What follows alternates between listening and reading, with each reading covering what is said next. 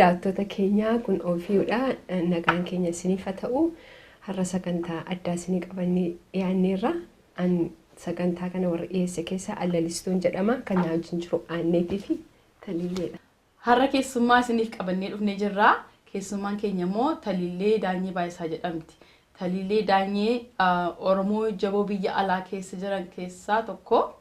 Taliilleen DC irraa karaa Skype nu hordofti har'a gara isheetti isin deebisa.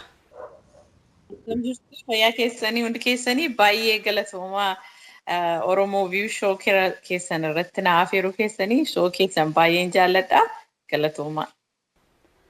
Akkam Taliillee baay'ee si galateeffannaa keessummaa keenya taatee nu dhiyaachuu keetii fi akkuma ati jette egaa already ibsiteetta akka faanii keenya taatee baay'ee galatoomi dhiyoodhuma kana jalqabne si galateeffanna dubartoota Oromoo akkuma Taliilleen jettee dubartoota Oromoo jajjaboo biyya ambaati Oromoon qabu keessa ati tokko jennee amannaa kanaaf gara show keenya kana si affeerraa keenya immoo kabajaan fudhattee dhufuu keetiif ammas irra deebi'ee si galateeffachuu barbaada. Meegaa show keenya kana akkamitti ilaalta? Yaaduma kee dhaga'uu barbaanna jalqaba irratti osoo gaaffii kan biraa keessan lixin. Okay. Anis akkan jedhee jalqaba baay'een sin galateeffadha. Show keessan hordofaan ture. Show keessan kan hin jaalladhuu fi tokkoffaa dubartooti biyya keenya yookiin biyya kanas yoo ta'anii qabsoo keessas yoo ta'an waan adda addaa irratti dubartootni baay'ee waan isaan bu'aa buusan jira. Innaa isin immoo dubartoota ta'uun keessan akkasiin show kana walitti jalqabuun keessan akkuma bakka refreshmentii wayiiti bakka waan addaa tokko ta'een ilaala. Sagalee dubartootaa taatanii sagalee uummataa taatanii akkasiin dhufuu keessanii baay'ee namatti tola. Nuyi baay'ee gammannee jirra. Nuyi gara fuulduraatti namoota keenya yaada qabnu namoota wajjin mari'achuutiin keessumaa dubartooti keenya dubartoota ciccimaa qabna dhugaa himuuf yoo ta'e karaa waan hundumaatiin iyyuu. Mee haa ta'u gaasiinii miidiyaa gubbaa irratti gaaf tokko waa'ee yaada keetii waa'ee saba keetii jireenyuma Ameerikaa keessa jirruun akka Oromoottis haa ta'u akka biyya kana keessa jiraachaa waan sitti fakkaate nu wajjin hirmaachuu dandeessaa? Sirrii keetii egaa akkuma beektu sooshaal miidiyaan kuni biyya lafaa kana walitti fideera.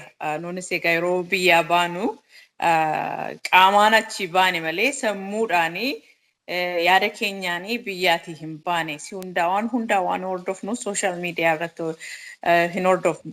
Dhiyeenyatti immoo yoo ilaalle sooshaal miidiyaan kuni akka tools qabsoodhaa fi qabsoo Oromoodhaaf ta'ee waan baay'ee gargaareera informationii kennuudhaaf informationii fiduudhaaf diasporaa kana walitti fidee warra biyya jiranii fi warra as jiranitti walitti fidee tokko godhee nuunis akka isaanii wajjin rakkoos yoo jiraate gammachuu isaas yoo jiraate akka nuun olii wajjin dabarsinu nu godheera. Kan warra diasporaatu adda kan godhu akkansiin jedhee yoo nuun achi hin jiraanneyyuu as jiraanne sammuu keenyaanii isaan hordofna isaan maal godhu jedha especially lafa internetiin 24/7 waan ta'e keessatti silkiin harka keenya irra jira every time har'ammoo maaltu ta'e borummoo maaltu ta'e kan jedhu sammuu keenya waan baay'ee kan nu qabutu waan baay'ee jira jechuudha karaa sooshaal miidiyaa kana. Isinis immoo kana yaada adda addaa fiddanii walitti fiddanii diskashinii akkasiitti qophii keessan keessatti dhiyeessuun keessanii warra biyya jiraniitti duwwaa osoo hin ta'in warra diasporaa as jiraniifis baay'ee barbaachisaadha jedheen yaada maaliif informationii yeroo inni daddarbu filtarii nama godhu barbaachisa isa kam akka feekii ta'e isa kam akka dhugaa ta'e iyyuu hin beektu gaaf tokko because you just look at it information kanaaf qophiin keessan kunis kana irratti nu gargaara jedheen yaada. Nuyi amma biyya ambaa keessa warri jiraannu waa'ee biyya keenya yeroo baay'ee yeroo ilaallu sooshaal miidiyaa kana irratti baay'ee nutti dhaga'ama. Ani takka jireenya koo baay'ee matti qabamee jira waan biyya ta'aa jiru baay'ee sammuu keenya nu qabee jira waan situationin biyya jiru. Kanaaf ati yeroo baay'ee nuti sooshaal miidiyaa irratti waa'ee isaa haasoftu nan argaa. Baay'ee poozitiivii waan taateef waa'ee kanarratti nama gorsuudhaanis kanaaf waa'ee kanarrattis wajjin haasa'uu barbaanne gaaffii dharbiraa. Gaaffiin qabaaf talu gaaffiin qaba osoo hin ta'in kan mari'achuu mannu barbaachisaaf si'aaf feerre waltajjiin kunis waltajjii mariidha. Akkuma ati sila jettee this is a fresh refreshment miti show akkasii qabaachuun ati nama teknooloojii sooshaal miidiyaa baay'een keenya namatti fayyadamudha. Tokkoffaa barbaachisummaan waltajjii akkasii barbaachisummaan Oromoo view jalqabuun kuni ati akka dubartii Oromootti bu'aan isaa maali jettee yaadda? Waan tuttuqxee itti garuu bu'aa sana more detail akka ibsitu barbaanna. Maaliif nu jalqaba akkuma yeroo jalqaba uummatatti baanu waan himnee qabna. We would like to more social issue irratti waa'ee hawaasummaa mari'achuu dhimma uummata keenyaa mari'achuu sanaaf immoo waltajjii uumuudha waan jedhuudhaan as baane ati immoo akka nama sooshaal miidiyaa baay'ee itti fayyadamutti bu'aan isaa maali jettee yaaddame sirraa sana dhaga'uu barbaada dhaggeeffattoonni keenyas daawwattoonni keenyas. Bu'aa baay'ee qaban jedha maaliif beektaa si'a baay'ee dubartooti keenya qabsoo keessattis yoo ta'e hawaasa keessas yoo ta'e isaantu duddubarraa hojjeta amma yoo mana hidhaa keessa namootis yoo jiraatanii nyaata kan keessanii maal kan jedhanii dubartoota keenya garuu namni isaan faarsu hin jiru namni isaan ol qabu hin jiru amma yoo sooshaal miidiyaa kana ilaalte waggaa ja'a dura yoo ilaallesi si'a baay'ee obbolaa keenyatu warra dhiirotatu sooshaal miidiyaa irratti ba'e malee dubartoota akka keessan ol qindeessanii ba'anii waa'ee any social issue yeroo isaan dubbatanii hin argine. Kuni baay'ee barbaachisaadha. Karaa dubartootii maal jedhu maal yaadu qabsoo kana keessatti waa'ee biyya sanaas maal yaadu daayasporaa keessas kan jiru amma waa'ee biyya duwwaatu hin ta'in jireenya daayasporaa kana keessattis akkamittiin akka jiraannu dubartoota sagaleen isaanii dhaga'amuu qabaa jedheen yaadanna. Kan keessan immoo isa bana.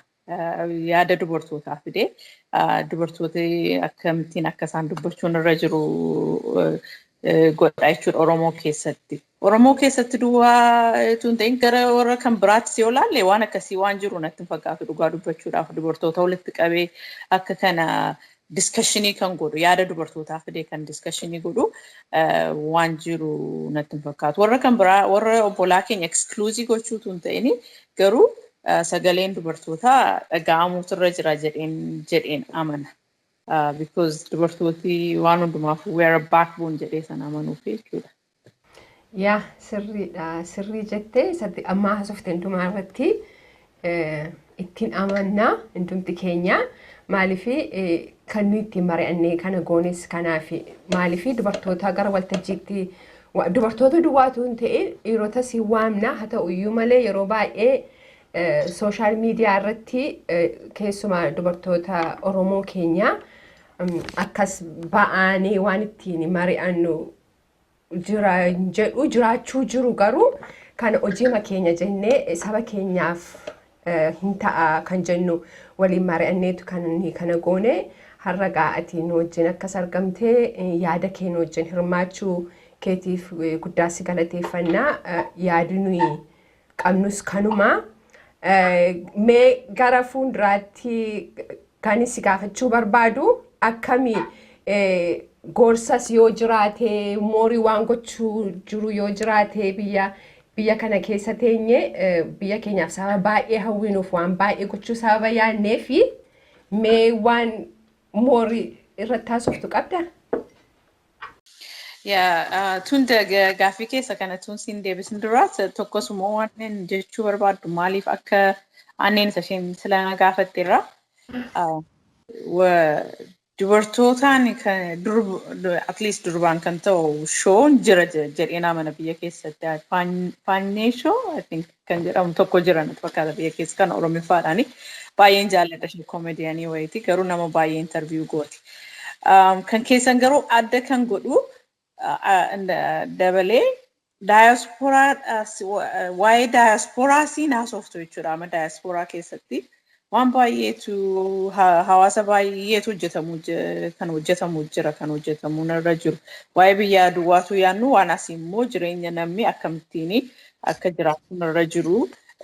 Yookaan akka dubartootaatti ijoollee yeroo guddisnu informationii baay'ee kan walirraa daddabarsinu baay'ee jira. Isa mataasaa dubbachuu hin dandeessu kan biyyaa duwwaatu hin ta'in kan as jiru daayaspooraa akkamittiin biyya akka gargaaru akkamittiin asitti jireenya keenya akka gargaaru waan hundaa olitti fiddanii olitti qindeessitanii dabarsitanii nuunis nu barsiisuu hin dandeessu sheerii gochuu hin dandeessu. Isaanii immoo nama biyyatti nu ilaalus nama asittis nu ilaalus rool moodelii ta'uu hin danda'amaa jedheen yaada yeroo isin dhaamsa dabarsitanii jechuudha. Ispeeshaalii dubartoota keenya warra biyya jiraatanii warra barumsa baranii sheerii ekspiriyaansii keessan irraa sheerii guutanii anneenis akkasii lalistuunis akkasii taliileenis akkasii jedhanii namooti nama isaan ilaalan rool moodel Ameerikaa keessa taa'ee nama akkasiin jiraata. Ofummaa isaatti hin boonaa anis nan boonaa kan jedhu yaada akkasii nama keessatti uumtu jedhees nana mana ispeeshaalii dubartoota keenya irratti jechuudha. Akkamittiin outreachii goona namoota adda addaa yeroo jettu I think yeroo shoon keessan guddachaa dhufu namoota adda addaa outreachii gootu utuu sin gaafatin namiyyuu sin gaafatee I'm sure shoo keessan irratti nan ta'a jedhee yeroo gaafatu ga'a jedheen abdadha baalli shoon kun akka jechaa jiru adda isa ta'eef. Kanumaan gara keetiin sirratti more focus gochuu barbaada akka dubartii Oromoo technology use godhu jechuudha social media. Taliilee yeroo baay'ee waan ati barreessituun arga. Wanti barreessitu tokkoffaa waan itti amante waan sammuu kee sodaa malee barreessita. Namni hunda hin fudhata miti. Osoo gareen qabatini balance gootee barreessita garuu namni baay'een especially hawaasa keenya keessatti wanta akkasii hin baramnees hin jaallatamus hundumtuu waanuma sirraa waan ofii jaallatu sirraa dhaga'uu barbaada ati sanarra adda sun bu'aa maalii qaba jettee yaadda because namni sanarraa barachuu qaba waan akkasii namni anneen waan yaaddu sodaa malee dubbachuu qabdi waan yaadde san immoo namni irratti dibeetii godhee kaansasii tokkotti dhufuu qaba yaadaan mormuu baruu sanan sirraa arga. So akka dubartii Oromootti sun akkamitti barbaachisummaa isaa osoo moor ibsite inni kaan kanarraa maal barata jettee akka yaadduu fi namoota immoo siif morman negativii koomentii si kennanii akkamitti handle goota. Because namni baay'ee waan negativii dhaga'uu hin danda'u. Hundi keenya waan positivii gaggaarii keenya qofa dhaga'uu barbaanna malee negativiif yaddoo hin qabnu garuu negativiitu moor si ijaara yeroo kaan. Yeroo sana waan akkasii kana ati handle goota mee sanarratti akka ati waa jettuun barbaada. Egaa si'a baay'ee egaa akka jette nan barreessa yeroo waa barreessu jalqaba kanan yaadu target audience koo eenyudha kan jedhuun yaada. Who are my targeted audience? So target audience koo warra jara abashaadha taanaani akkanatti barreessuus beeka isaaniin akkana isaanitti barreessuus beeka. Nuufis immoo yoo ta'e akkana isaanitti barreessoo jalqaba kanan of gaafadhu isa garuu namoota yeroo negatiiviidhaan natti dubbatanii si'a baay'ee gara maaliitti geeddaruu yaada personal attack dhiisdee let's talk about the idea. Idea sana haasofnaa. Maaliif I think waan tokko kan nu hubadhee ergii muummichi keenya prime minister dhufee prime ministerii ta'e booddee nama hundumaallee jechuu hin danda'u namni baay'ee ol arrabsuu irratti ka'ee ol arrabsuutti kaane like ji'a sagal I think frustrated namni ta'ee ture natti fakkaata isa kanaan dura bakka harrabsooma bakka Facebook irratti kanatti dubbistu jechuudha namni distracted ta'e amma xinnoo ishee garuu gaabbi jechaa jira natti fakkaata waa'een harrabsoo so target audience kee bartee achi booddee what am I talking here isa jedhu irratti focuses gochuun sirra jira yeroo isaan attackii si godhan no let's talk about the idea I'm talking about the system not you maaliif si'a baay'ee isaan akka personal attackiitti isaan fudhatanii fi jechuudha yoo warra abashaa wajjin haasa'e Oromoodhaan wajjinis akkasumatti gara ideaatti haasofnaa gara jedhutti nama gara ideaatti fiduudha kan barbaachisu jedheen amana. Oh, yeah. Baay'ee gaariidha. Akkuma jette open minded ta'uun yeroo baay'ee gaariidha. Namni hundumtuu waan karaa gara isaa duwwaatu hin ta'in karaa kan nama kan biraas ilaaluu baruutu nurra jira. Kun baay'ee deebii gaariidha. Har'a si gadhiisuuf hin deebiin. Tokkoffaas kaayyoon shoo kana barbaachisa jennee jalqabneef jira. Social meediyaan irri caalaansaa dhugaa miti. Fakkeenyaaf amma bara 2019 keessa jirra. Yeroon kuni bara haaraa keessa galleerra. Newsiin tokko actually dubbisaan ture.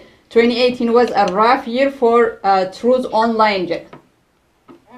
Inni caalaan waan nama yaaddeessu keessa social meediyaan kuni coachii ta'aa jira, barsiisaa ta'aa jira. Dhaloota keenya haaraaf keessattuu dargaggoota biyya jiraniif kan baay'ee na yaaddeessu jechuudha. Sana akkamitti filter gochuun danda'ama? Akka ati gorsa ati qabdu gama keetinan dhaga'uu barbaada.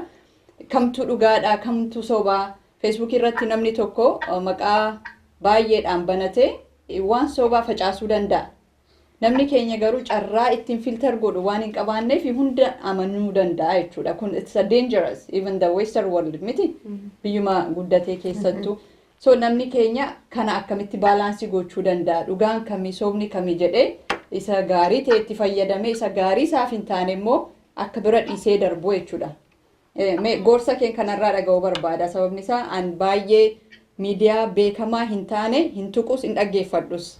So inni kaanis maal gochuu akka qabu kanumaan atis ergaa kee dabarsite nus ergaa keenya dabarsu barbaada. Amma waan baay'ee sirrii jettee dhugaa dubbachuudhaa fi akkamittiin filtarii goona isa fake news isa jiru gara waan hin taane keessa iyyuu si gashuu hin danda'a. Hiriyaa kee dhabuu hin dandeessa based on fake news. Namni hunda immoo barana everybody is political science analysis taane lafteenya. Everybody politician. Everybody became politician. Ani amma tulsii tokko gargaaramuu jalqabeera dhugaa dubbachuudhaa fi inni tokko akkas jettee aanne niwusii koo eessaan dhaggeeffadha kan jedhu OMN nan dhaggeeffadha. I mean I'm not advertising for them garuu OMN nan dhaggeeffadha. Akkasumas immoo namoota tokko follow kan godhuun jira Facebook koorraa jechuudha. Warra kan biraa warra hiriyoota koo ta'an mataasaa sometimes I unfollow them. Hiriyoota kooti garuu unfollow godhaan maaliifi akka isaan confusing godhan hin barbaadu jechuudha. Tokko systemii kanan gargaarama.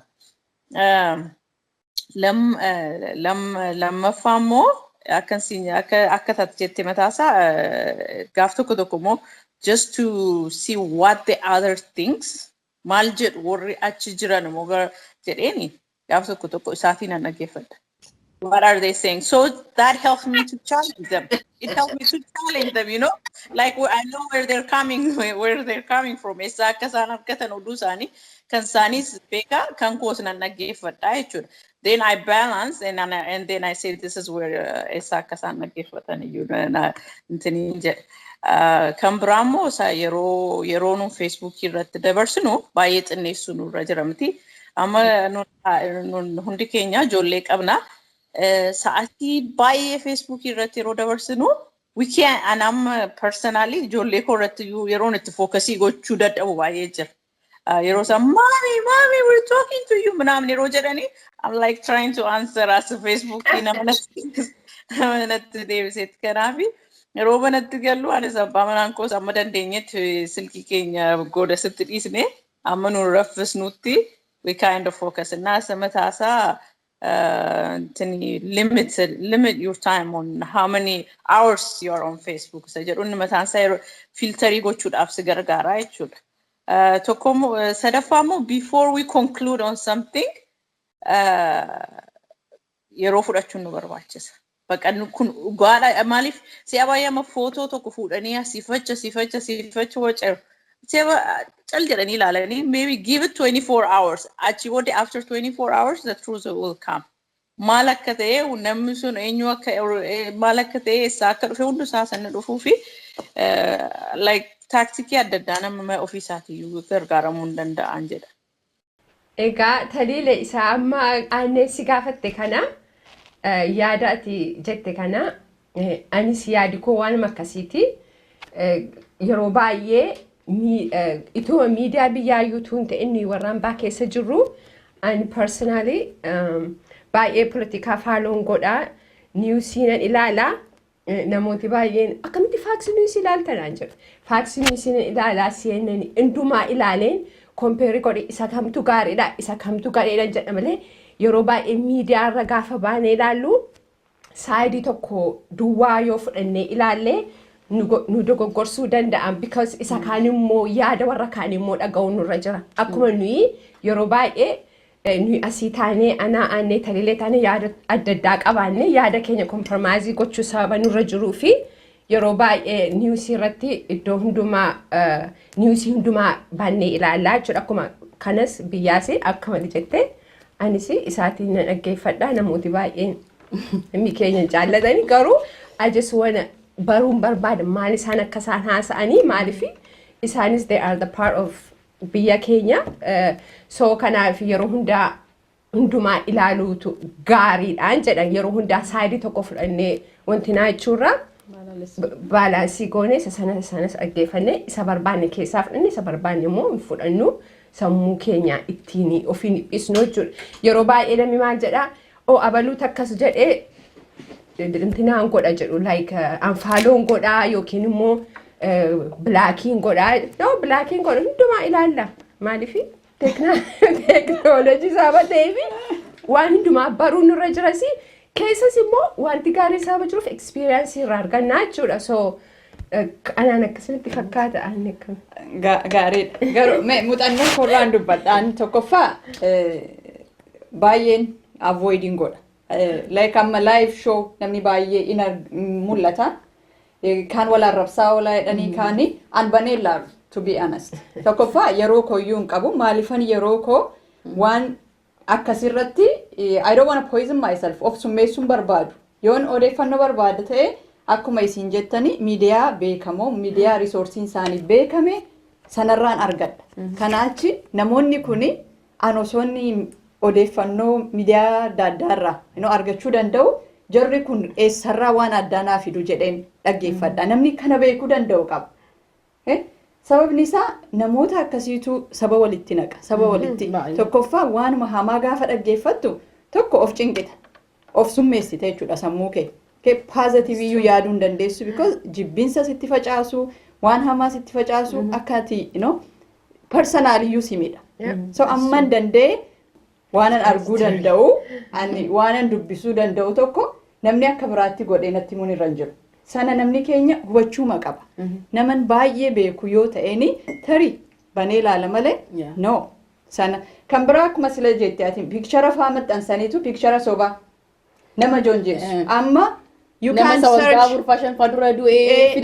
search on Google Googlein amma suuraan sun biyya kam akka ture eessa akka ta'e sittima kanaafi nu hin beekna namni biyya keenyaa garuu hin beeku namoota akkasiyyuu dogoggorta malee yeroo baay'ee yaadi kee baay'ee namni biyya inni kaan dhuguma biyya alaa jirutu iyyuu share godha miti waan soba si qaaneessa waan akkasii garuu amma dandeenyetti nu saba keenya barsiisuu barbaanna dargaggoo keenya keessattuu barsiisuu barbaanna yoo suuraa akkasii arganii cheekii gochuun akka danda'amu teknooloojiidha. Otii dabarsanii biyya lafaatti bara 21 keessa jirra namni nama sobuu hin danda'u.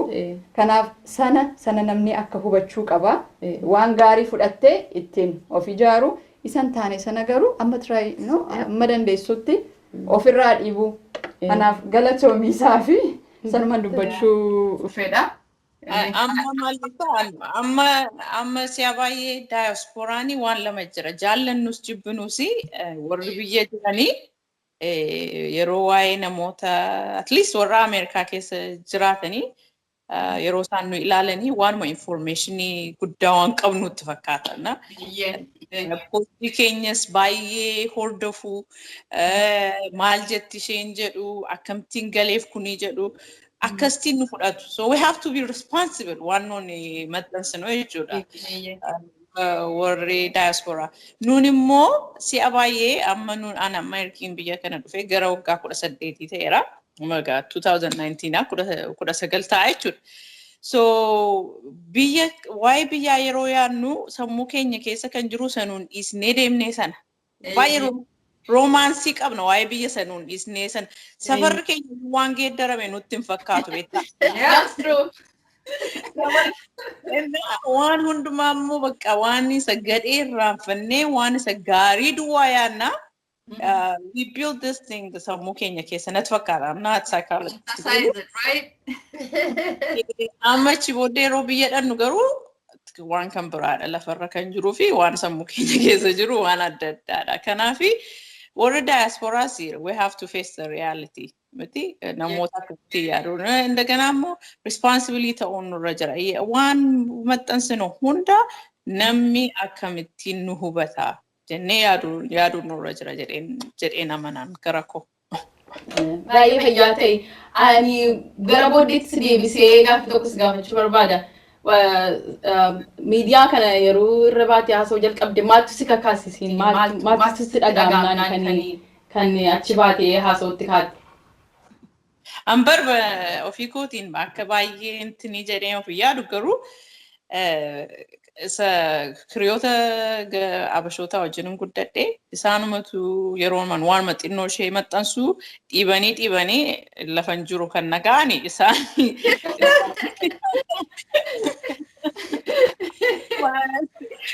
malee wajjinuma guddadhe waan baay'ee wajjin dabarsine jechuun yeroo waa'ee faamilii kootis beeku abbaan koos akkamittiin akka inni mana hidhaa keessatti akka inni dabarse mana barumsaa wajjin kan hin baradhe ijoollee baay'ee jira. Kana hundaatu beekanii yeroo waa'ee Oromoo barreessu akkamittiin akkas jetta jedhanii natti lola kaasu indee akkamitti oli galleefu maaf akkas jedhu jedhee bakka isaamatu dhiibee lafa jiru isaantu na kaa'ee malee yaadee amma akkasin godha jedhee miti. Lammaffaa immoo saba keenya baay'een jaalladha. Oromummaa koo immoo baay'ee man jaalladha durumaa kaasee kanaaf kanama malee waan addaa miti. Okay. So defend gochuudhaaf waan kana jalqabdee kana booddee garuu waltajjii uumnee jirra. Yoo yaada qabaatte yoo waan haasa'uu barbaaddu jiraate waltajjii kanatti fiddee dubbattee jechuudha. Baay'ee gaariidha. Dubbachuun nu barbaachisa. Rakkoon keenya amma yeroo baay'ee namni amma ati Oromoodhaati Habashaadhaati sanarratti yeroo hunda hin aarranus. Garuu yeroo fudhannee akka jarri isaaniif galuttenne himneen beeknu. Isaanis hin beekan maaliif nu akkas jenna nus yeroo hunda aariidhaan dubbanna. So sun hafuu qaba sanan sirraa argaa sanan baay'ee appreciate si godha.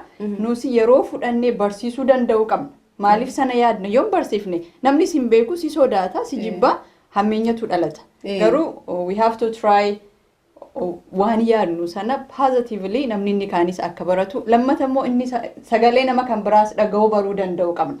Kan keenya qofa osoo hin ta'in maaliif isaanis waan jedhan sana jedhu anneenis maaliif waan jettu kana jetti. Conversationiin uumamuu danda'u qaba.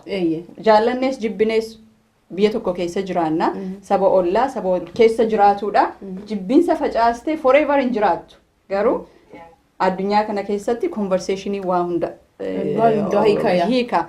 So kanatti amannaa kun immoo ta'uu qaba. Kanarrattis ani baay'ee irratti hojjechuu qabnan jedha. Irratti hojjechuus nurra jira. Atis deddeebitee gara keenyatti dhuftee jechuudha. Maasit fakkaata ani amma yeroon egaa hiriyoota kootiif yeroon of ilaalu sammuu banamaadhaa fi sammuu bilisaa kan qabnu Oromoota. Sidiba nuun amma cunqurfamnee eenyee cunqurfamneerra afaan keenya nurraa fudhatameera aadaan keenya nurraa fudhatame waan baay'ee cunqurfamneera garuu yeroo sammuutti dhufnu bilisa qabna beektaa doon. Waan hundumaa bal'isnee ilaaluu hin dandeenye. Isaan mataan isaanii siistamiin suni isin hin caaltu Oromoo caaltu saba kan biraa caaltu jedhamanii brain washii ta'anii isa keessaa ba'uu dadhabaniiru. Bakka kanatti gaddisiisa isaan mataan isaanii siistamiin suni nama barachuu barbaade hin barsiiste. Garuu barachuu moo barbaada maaliif siistamiin sun isaanii mataasaa oppreesii godhee bilisan kennaniif sammuu isaaniitiif. Na baay'ee si gaddisiisu yeroo ilaaltu karaa kana immoo yeroo ilaaltuuni barachuuyyuu fudhachuuyyuu hin barbaadu. Amma yoona Amaariffaa yoo dubbatte malee biyyi keenya tokko miti kan jedheessita karaa akkarsu hiriyaa qaba. Maal jetta gaa kana? Nama bilisa ba'ee miti kun dhugaa. Kanaaf isaaniin iyyuu bilisa baasuun nurra jiraan jira garuu yoo bilisa ba'uu barbaadanidha inni mataansaa. Hundumtu yeroo isaatti hin dhufa. Hundumtu yeroo isaatti namni Oromoon baay'ee aadaa keenya fudhataniiru. Aadaa keenya nu cunqursaniiru. Garuu nama bilisa baanneedha sammuudhaan kanan baay'een boona kanarratti. Okay, thank you Galatoomii. Nuyis gaa baay'ee si jaallanna. Gaafiif deebii kana ufteen wajjin hirmaattee waan yaada keetii saba keetiif dabarsuu keetii fi baay'ee si galateeffanna. Atis immoo jabaadhu wanti tokko akka booddeetti sin deebisne yeroo baay'ee waan jaallatte gochuu biraan hin jedheen si gorsa saba keef yeroo hundaa dhaabbadhu yaa akkuma jettee sammuun keenya bal'isee yaada hammina hin qabnu sabi Oromoo saba baay'ee gaariidha nama hundumaa haammata. Qophii keenya irratti argamuuti keetiif baay'ee si jaallanna baay'ee si galateeffanna ergaa qabdu kanuma yeroo hunda stand by ta'e guyyaa si waamnu beekamu ammaaf hedduu si galateeffannaa egaa daawwattoota keenya sagantaa har'aaf isinii qabannee dhiyaannee kanumaan xumurra gara fuulduraattis sagantaa akkasii sagantaa adda addaa mata duree saba keenya gargaara barsiisa jennee irratti fudhannee inuma deddeebina jechuudha. Yaadni keessan yaadni gaarii nu jajjabeessu nu bira hin hafini nu jajjabeessa nus amma dandeenyutti irratti hojjanna hamma sagantaa keenyatti aanu walitti deebinutti aanee lalistuu fi taliileen kan viidiyoodhaan nu gargaare immoo Caalii yaadasaa hedduus galateeffannaa guyyaa tokko isas gara kana fidnee haasofsiisuudhaan akka bifaan illee wal bartan hin goona waadaadhuma galla asumaanii Gibee Production hedduu galateeffachuun barbaada. Sagantaa ittaanutti amma walitti deemnutti kanuma nagaan nu turaas ni jenna. Oromoo